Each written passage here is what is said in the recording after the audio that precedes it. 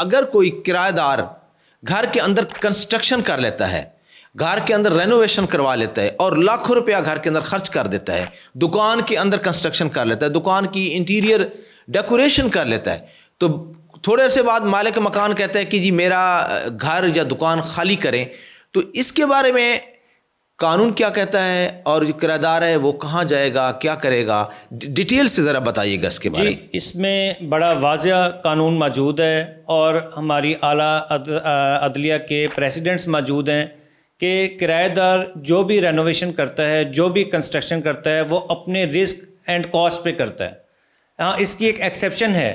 Exception یہ ہے کہ مالک مکان کے ساتھ تحریری ایگریمنٹ کر لیا جائے کہ میں فلاں اس کی کنسٹرکشن کر رہا ہوں, آپ نے, میں جب یہ مکان خالی کروں گا تو آپ نے مجھے یہ ریٹرن کرنے ہیں, یا یہ اماؤنٹ میری سیکیورٹی اماؤنٹ میں ایڈ ہو جائے گی. اس صورت میں وہ اس چیز کا حقدار ہے کہ وہ اپنی اماؤنٹ واپس لیں. ادروائز اس سے مالک مکان کو کوئی کنسرن نہیں ہوتا کہ وہ اس کے اوپر کنسٹرکشن کرے, بلکہ اس کی ممانت ہے کہ پراپرٹی کا جو اسٹرکچر ہے وہ چینج نہیں کرنا ہوتا. پراپرٹی کے اسٹرکچر میں چینج نہیں, اپنی سہولت کے اگر وہ تھوڑی بہت کام کر رہا ہے تو یہ اس کے رسک اینڈ کاسٹ پہ ہے. باقی یہ مالک مکان کا کام ہے کہ پراپرٹی کی جو چھوٹی موٹی ٹوٹ پھوٹ ہوتی ہے, کیونکہ وہ اس کی پراپرٹی ہوتی ہے, وہ اس کو کہہ سکتا ہے کہ یہ آپ کروا کے دیں, اور لیکن جو میجر کام ہے وہ مالک مکان نے ہی کرنا ہوتا ہے.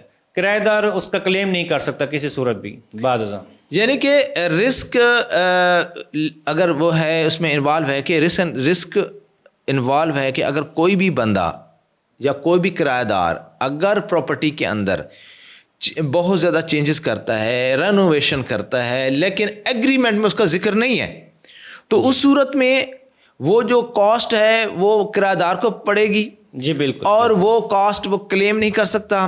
عدالت وہ کاسٹ آپ کو مالک مکان سے لے کر نہیں دے سکتی, کیونکہ قانون اس میں بڑا واضح ہے کہ مالک مکان کی اجازت کے بغیر آپ نہ اس کے اندر کوئی انٹیریئر ڈیکوریشن کر سکتے ہیں, نہ اس کے اندر کوئی ڈفرینٹ قسم کی جو تبدیلیاں ہیں وہ کر سکتے ہیں.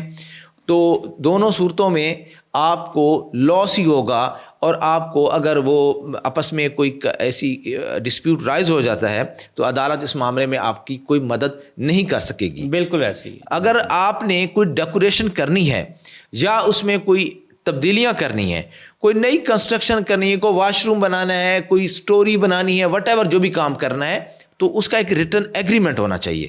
جی بالکل بالکل. ریٹرن ایگریمنٹ ضروری ہے. جی بالکل, ریٹرن ایگریمنٹ ضروری ہے. اگر مالک مکان اس پوزیشن میں نہیں ہے کہ وہ فورتھ ود آپ کو فوری طور پہ پیسے نہیں دے سکتا, تو پھر وہ سیکیورٹی میں ایڈ کر لیے جائیں پیسے, تاکہ جب وہ مکان چھوڑے گا تو اس کو ریٹرن ہو جائے.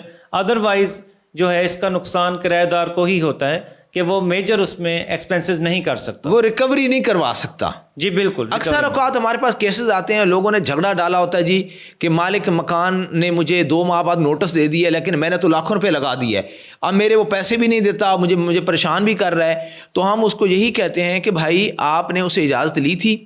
وہ کہتے ہیں نہیں جی میں نے تو کوئی ویسے زبانی کلامی لی تھی. زبانی کلامی میں کوئی اس کی کوئی ایویڈنس نہیں ہوتی. مالک مکان مکر جاتا ہے, وہ ڈینائل موڈ میں آ جاتا ہے, وہ کہتا ہے نہیں جی میں نے اس طرح کا کوئی نہ اس کو کہا تھا کہ چینجز کرے, نہ ہی میں نے اس کو پیسے لگانے کا کہا تھا. تو یہ اس کی اپنی رسک پر تھا جو یہ اس نے کیا ہے. تو بہت شکریہ میاں صاحب. جی تھینک یو ویری مچ.